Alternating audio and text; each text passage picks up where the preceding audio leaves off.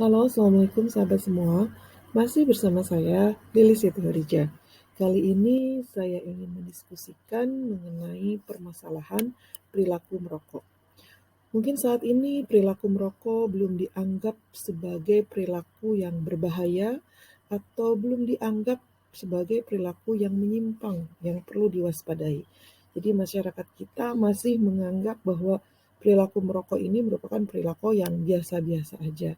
Untuk itu, mari kita diskusikan agar kita lebih memahami dan lebih mewaspadai ternyata banyak dampak negatif yang diakibatkan oleh perilaku merokok. Baik, kita mulai dari ada apa sih sebenarnya dengan rokok ya?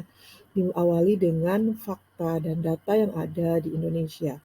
Nah, ternyata di Indonesia bahwa perilaku merokok itu sudah luar biasa. Didapatkan data bahwa sekitar 65 juta perokok aktif itu ada di Indonesia. Dan Indonesia merupakan peringkat ketiga di dunia dengan urutan perokok terbanyak ya. Jadi yang pertama tentunya Cina, India, dan yang ketiga adalah Indonesia. Kemudian juga dari catatan riset kesehatan dasar menemukan bahwa dalam 5 tahun terakhir ini perokok anak usia 10 sampai 18 tahun itu terus meningkat. Jumlahnya mencapai 9,1% atau sekitar 3,2 juta orang ya. Artinya perokok yang usianya lebih kecil lebih melonjaknya. Ini yang perlu kita waspadai. Kemudian selanjutnya, nah ini di Jawa Barat. Tadi kita lihat data di Indonesia. Nah, di Jawa Barat hasil survei BPS tahun 2020 ditemukan bahwa ternyata 1 dari 4 penduduk Jawa Barat merupakan perokok. Luar biasa ya, itu artinya sekitar 25 atau 26% dari penduduk Jawa Barat itu merupakan perokok. Dan dilihat dari unsur jenis kelamin, 51% itu didominasi oleh penduduk laki-laki. Tapi ini yang membuat kita miris, ternyata ada 1,3% perokok merupakan jenis kelaminnya adalah perempuan. Jadi ternyata banyak juga perempuan-perempuan di Jawa Barat yang merokok. Oke, ini masih dari data BPS yang survei tahun 2020 bahwa secara kelompok umur ternyata kelompok umur perokok yang saat ini membuat kita miris adalah ada 1%, ya, 1% di Jawa Barat kelompok usia 5 tahun ya. 5 tahun itu balita ya, 5 sampai 14 tahun yang sudah menjadi atau sudah berperilaku merokok. Nah, ini mungkin yang sangat kita perlu waspadai, di mana ini adalah investasi bangsa. Jika balitanya merokok, seperti apa remajanya kelak ya, seperti itu. Kemudian juga di sini dari data ditemukan bahwa 45% perokok di Jawa Barat itu merokok sekitar kurang lebih 1 sampai 29 batang per minggu. Ya, artinya sekitar 3 bungkusan seminggu ya. Kemudian juga yang 25%-nya ada yang sampai 5 bungkus habis dalam seminggu. Ini rata-ratanya ya. Luar biasa ya konsumsi masyarakat untuk rokok ini. Nah, kita perlu mengetahui juga bahwa ada beberapa istilah di dalam perilaku merokok ini. Pertama, ada yang dikatakan sebagai perokok aktif, di mana perokok aktif ini merupakan seseorang yang menjadi korban adiksi atau ketergantungan atau candu dalam rokok, sehingga orang-orang tersebut ini akan selalu terus merokok ya, karena sudah ketergantungan. Kemudian juga ada istilah perokok pasif. Nah, perokok pasif ini adalah seseorang yang terpapar dari asap rokok yang dikeluarkan oleh perokok aktif. Jadi orang-orang yang berada di lingkungan perokok di mana asapnya dia hirup. Dan ini juga masih berdampak atau bisa menyebabkan penyakit serius hingga kematian bagi orang tersebut ya. Kemudian yang ketiga istilahnya adalah third hand smoke atau pihak ketiga ya. Jadi seseorang yang terpapar dari residu asap rokok yang menempel pada permukaan benda-benda yang terpajan asap rokok. Misalnya asap rokok yang menempel di gordeng, kemudian di tembok rumah, atau di sofa, atau di alat makan ya, atau di rambut, di kulit, di baju, tempat tidur, dan lain sebagainya. Nah, ternyata pajanan asap rokok yang menempel tersebut ini masih memiliki dampak yang memiliki risiko terhadap gangguan atau masalah pernapasan, termasuk pneumonia ya. Jadi pada keluarga yang memiliki bayi balita dan biasanya ada anggota keluarga yang merokok, risiko anaknya terkena pneumonia itu sangat tinggi. Di sini juga menurut data dari pergi tahun 2018 ternyata di Indonesia 40 juta balita Indonesia menjadi perokok pasif ya. Artinya ini adalah hal-hal yang sangat perlu mendapatkan perhatian kita di mana balita merupakan masa-masa rentan, harusnya bisa mendapatkan asupan oksigen yang murni yang bagus, tetapi mereka sudah terbajan atau terpapar oleh asap rokok ya. Bahayanya tadi terkena pneumonia ya. Nah, kemudian juga fakta tentang rokok lainnya adalah pertama, konsumsi tembakau membunuh lebih dari setengah penggunanya. Artinya kalau ada 100% perokok, maka 50%-nya menyebabkan kematian bagi perokok tersebut. Kemudian yang kedua, tembakau membunuh lebih dari 8 juta orang setiap tahunnya di Indonesia. Dan lebih dari 7 juta kematian tersebut akibat penggunaan tembakau langsung. Artinya dari 8 juta, 7 orangnya merupakan perokok aktif. Bisa disimpulkan juga bahwa 1 juta orangnya itu merupakan perokok pasif ya.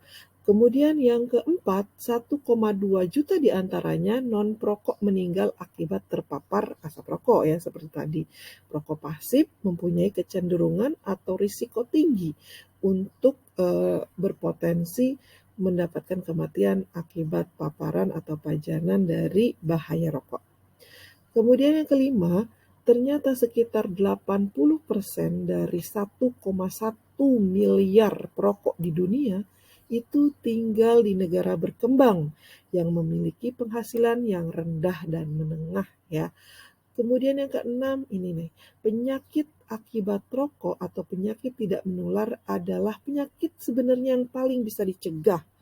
Ya, yang paling bisa dicegah, tetapi kenyataannya setiap tahun sekitar 225.700 orang meninggal akibat penyakit yang berkaitan dengan konsumsi rokok. Ini dikeluarkan oleh GYTS tahun 2009 atau Global Youth Survey ya, tahun 2019 ya.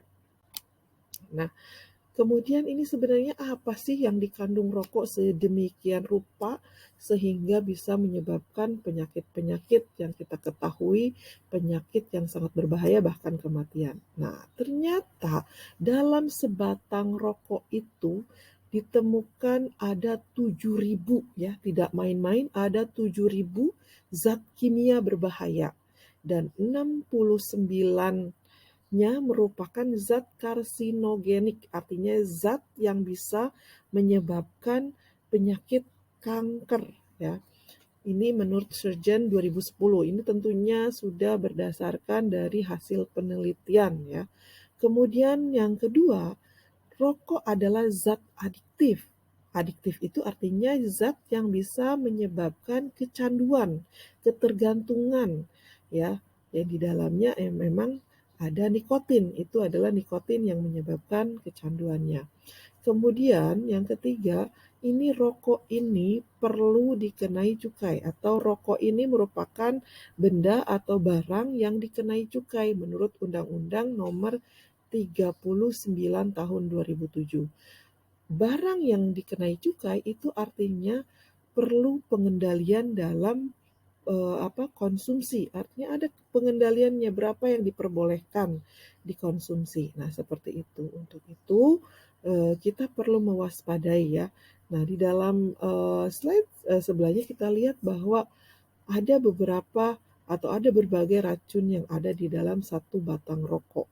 Bahkan di situ banyak bahan-bahan yang tidak seyogianya kita konsumsi itu ada di dalam rokok ya. Seperti formalin, zat untuk mengawetkan mayat, kemudian juga asam asetik, sodium hidroksida.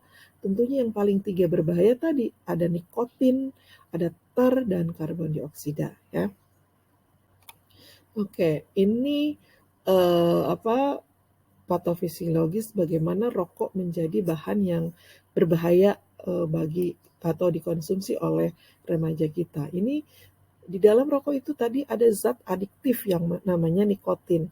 Nikotin ini bisa mempengaruhi bagian dari otak yang namanya prefrontal cortex atau VFC ya, yang akan bisa mengganggu masa pertumbuhan, di mana VFC ini berkembang sempurna sampai usia 20 tahun. Jadi pada pertumbuhan manusia, VFC ini atau prefrontal cortex yang letaknya di depannya, ini akan tumbuh sempurna sampai usia 20 tahun. Nah, VFC ini tanggung jawabnya adalah kemampuan kognitif atau kecerdasan ya, kemampuan analisis, stabilitas emosi dan pengambilan keputusan. Ini fungsinya dari PFC ini.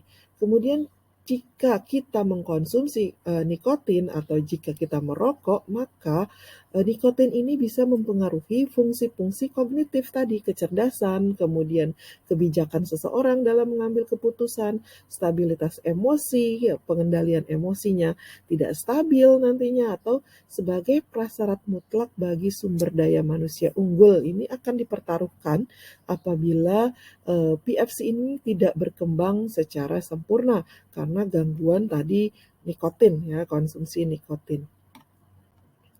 Nah, ini adalah dampak kecanduan rokok setelah beberapa tahun kemudian. Jadi di sini ada berita mengenai dampak bahaya rokok ya setelah 25 tahun terkena kanker laring stadium 3 ya. Jadi memang kita perlu pastikan kepada putra-putri kita, remaja kita jangan mencoba untuk merokok ya. Kemudian di sini juga dia berita ini, Robi Indra Wahyuda ini merupakan perokok mulai sejak 6 SD atau 12 tahun. Dan kemudian beliau ini kena kanker laring selama 20 tahun. Nah, ini mungkin bisa memberikan gambaran kepada kita semua bahwa rokok memang berbahaya ya. Memang perlu kita waspadai betul. Kemudian juga di sini ada gambaran bahwa tes masuk kerja di sebuah BUMN ini diikuti oleh 41 orang lulusan sebuah SMK di Jawa Barat. Nah, tersisa 38 setelah melewati tes akademi dan psikotes. Jadi 38 lulus setelah tes psikotes dan akademi. Namun ketika tes kesehatan hanya 3 orang saja yang lulus. 35 lainnya gugur akibat paru-paru mereka hitam ya. Tentunya itu dampak perokok karena saat ini memang usia SMA atau SMK itu banyak sekali remaja kita sudah menjadi pecandu rokok. Oke. Nah, kita akan lihat bahwa kenapa sih remaja kita ini sudah terbuai dengan rokok? Ternyata faktor penyebabnya ada 2. Pertama, faktor internal, di mana memang remaja itu adalah sebuah masa di mana proses pertumbuhan seorang manusia atau seseorang mengalami perubahan biologis dan psikologis itu saat remaja. Di saat itulah mereka sedang mencari identitas atau kontrol diri atau model ya atau role model seperti apa sih pribadi ideal ya yang menurut mereka. Nah, kemudian juga itu yang kedua adalah faktor eksternal, di mana faktor eksternal ini sangat mempengaruhi, yaitu biasanya seperti lingkungan ya, lingkungan di mana mereka tinggal. Pertama, pengaruh role model tadi ya, pengaruh panutan, idol mereka atau kelompok mereka, teman-teman mereka yang mereka bisa berkumpul bersama. Ketika mereka sering berkumpul dengan teman-teman yang merokok, maka mau tidak mau, suka tidak suka, itu akan mempengaruhi keputusan mereka untuk merokok juga. Kemudian saat ini memang di Indonesia belum ada larangan terkait penjualan rokok ya. Anak usia 5 tahun pun bisa membeli rokok ya. Jadi tidak ada batasan usia, boleh sekian merokok, tidak ada. Jadi siapapun bisa mendapatkan rokok dengan mudah dan murah. Kenapa saya katakan rokok itu murah? Kalau kita bandingkan dengan negara-negara tetangga kita, rokok di kita paling mahal mungkin ya ada yang 20.000. Sedangkan di Singapura itu rokok sudah 83.000 karena mereka memang meninggikan cukai untuk menekan konsumsi rokok. Tapi di Indonesia rokok masih sangat murah dan mudah untuk didapatkan. Itulah salah satu penyebab tingginya angka merokok muda. Yang kemudian juga kita bisa terpapar atau mengetahui iklan rokok di mana saja. Di dalam rumah melalui TV, melalui radio, melalui gadget atau cellphone yang kita miliki, itu iklan rokok bisa sampai ke dalam informasi anak-anak. Di luar rumah, iklan rokok kita bisa lihat dari pamflet, dari baliho, dari billboard, di mana saja banyak iklan rokok. Karena memang tidak ada aturan yang membatasi iklan rokok, sehingga usia berapapun, kelompok usia berapapun, masyarakat kita bisa terpapar dengan iklan rokok.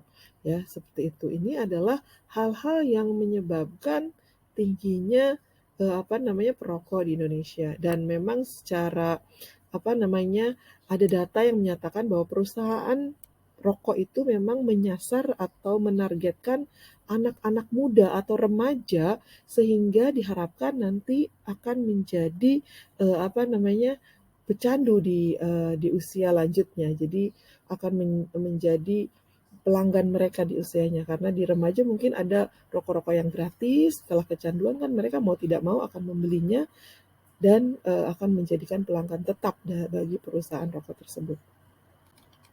Nah, saat ini juga banyak sekali merebak yang namanya vape atau rokok elektrik ya, e-cigarette. Nah, kita harus juga mengenal apakah e-cigarette itu lebih aman dari merokok? Nah, ternyata tidak. E-cigarette itu juga mengandung nikotin ya. Ini kandungan e-cigarette itu ada namanya perisetil ya, kemudian juga nikotin, propilen glikol dan zat karsinogenik lainnya. Sebenarnya apa sih vape ini?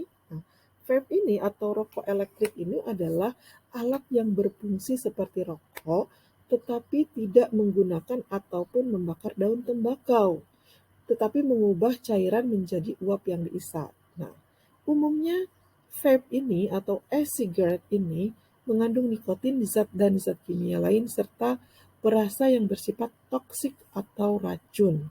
Jadi sama bahayanya dengan rokok yang dibakar ya. Kemudian juga, nah, zat di dalam rokok elektrik ini bisa mengiritasi paru-paru dan mata, menyebabkan gangguan pernapasan atau seperti asma, sesak napas, dan obstruksi paru. Nah, ini juga kita bisa lihat rokok elektrik itu lebih banyak mengeluarkan asap ya, lebih mempolusi lingkungan sekitarnya.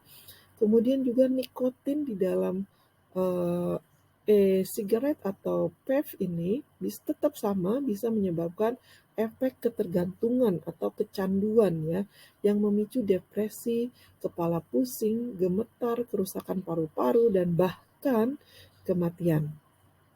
Nah, juga di sini ada yang disebut zat verisadiesetil yang menyebabkan penyakit paru obstruktif kronis, serta tentunya zat karsinogen, yaitu zat penyebab kanker. Kankernya itu kalau di dalam slide ada kanker bahaya rokok itu dari mulai ujung kaki sampai dengan ujung kepala. Nah, Ada juga pameo yang mengatakan rokok elektronik itu bisa membantu berhenti merokok. Tapi ternyata WHO membantahnya karena rokok elektronik ini tidak ada pemantauan, juga tidak konsisten dalam meningkatkan keberhasilan berhenti merokok. Nah, untuk berhenti merokok memang ada namanya nicotine replacement therapy atau eh, pengobatan pengganti nikotin. Bentuknya boleh yang direkomendasikan WHO adalah bentuk berupa patch. Patch itu kayak koyo ya. Kemudian gum atau permen, lozenge dan inhaler. Nah, inhaler ini kayak dihirup seperti itu. Itu yang direkomendasikan oleh WHO. Kemudian juga banyak penelitian terkait vape ini, terkait e-cigarette ini, bahwa ternyata 22% dari percobaan rokok elektrik ini pada hewan berujung tetap menjadi atau mengalami hewan tersebut kanker paru. Dan 57% terdapat lesi atau luka prakanker pada kandung kemih. Nah, dampak negatif lainnya dari hasil percobaan tersebut iritasi pada saluran pernapasan, radang paru-paru, kemudian juga kanker paru-paru. Ini adalah dampak dari bahaya vape tadi ya, bahaya rokok elektrik. Jadi teman dan sahabat semua, bahayanya antara rokok konvensional yang dibakar dengan rokok elektronik itu sama ya, tidak mengurangi bahaya, tetap luar biasa bahayanya. Dan perlu kita perhatikan bahwa perilaku merokok ini merupakan pintu gerbang menuju ketergantungan narkoba ya, karena tubuh ini akan selalu meminta lebih. Ketika kita sudah ketergantungan nikotin, nikotin sudah biasa dianggapnya, maka akan lebih. Itu minta ganja, kemudian setelah ganja dan lain sebagainya, narkoba akan menjadi tujuan berikutnya. Untuk itu, sebelum kita jatuh pada posisi atau jatuh pada kondisi ketergantungan yang luar biasa seperti itu, maka kita tidak seharusnya memulai untuk merokok ya. Ingatkan kepada generasi muda, putra-putri kita bahwa masa depan yang cerah itu diawali dengan tubuh yang sehat.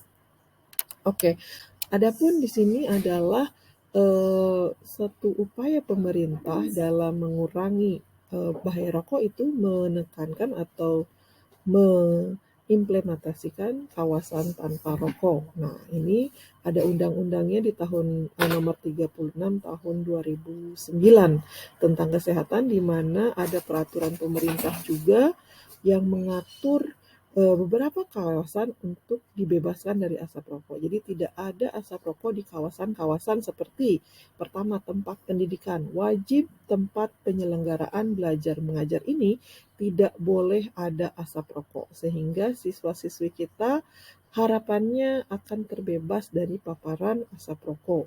Jadi proses pembelajarannya akan segar, akan meningkatkan intelijensia dan proses belajar mengajar yang kondusif untuk mewujudkan siswa-siswi yang cerdas. Kemudian yang kedua adalah fasilitas kesehatan.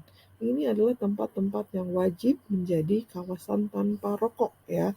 Fasilitas kesehatan tentunya adalah proses tempat di mana para masyarakat itu mendapatkan pengobatan atau mendapatkan pemulihan dari sakitnya. Nah, tempat-tempat inilah wajib menjadi kawasan atau wilayah yang tidak diperbolehkan ada perilaku merokok atau bahkan menjual beli rokok ya. Yang ketiga adalah tempat ibadah. Nah, tempat ibadah ini merupakan tempat umum yang harus kita jaga ya dari paparan asap rokok. Kemudian tempat kerja, angkutan umum, yang fasilitas bermain anak dan fasilitas umum. Ada 6 tempat ini merupakan tempat-tempat yang diatur di dalam undang-undang bebas dari asap rokok. Sehingga harapannya masyarakat yang berada di tempat-tempat ini bisa terhindar ya, dari pajanan bahaya dari dampak asap rokok. Ya. Nah, kemudian syarat kawasan tanpa rokok adalah tentunya pertama tidak boleh atau dilarang adanya perilaku merokok. Yang kedua, tidak boleh adanya asap rokok. Yang ketiga, tidak boleh menyediakan asbak dan tidak boleh ada puntung rokok. Kemudian tidak boleh ada transaksi atau proses jual beli rokok. Yang kelima, tentunya tidak boleh ada iklan rokok. Yang keenam, tidak boleh ada produksi rokok. Dan yang ketujuh, harus ada penanda bahwa tempat tersebut merupakan tempat kawasan tanpa rokok. Nah, baik, itulah yang kita diskusikan kali ini. Harapannya remaja-remaja kita, putra-putri kita bisa mencegah dirinya untuk mulai merokok. Jadi the best option is never to start to smoke. Jadi jangan pernah memulai merokok ya. Jangan pernah mencoba merokok karena dari coba-coba itu uh, bisa menjadikan kita terjerumus ke dalam perilaku atau kecanduan merokok. Ya, demikianlah diskusi kita kali ini terkait dengan bahaya dampak negatif dari rokok. Jika ada pertanyaan, komentar maupun saran bisa teman-teman atau sahabat semua tuliskan di kolom komentar. Dari saya sekian. Wassalamualaikum warahmatullahi wabarakatuh.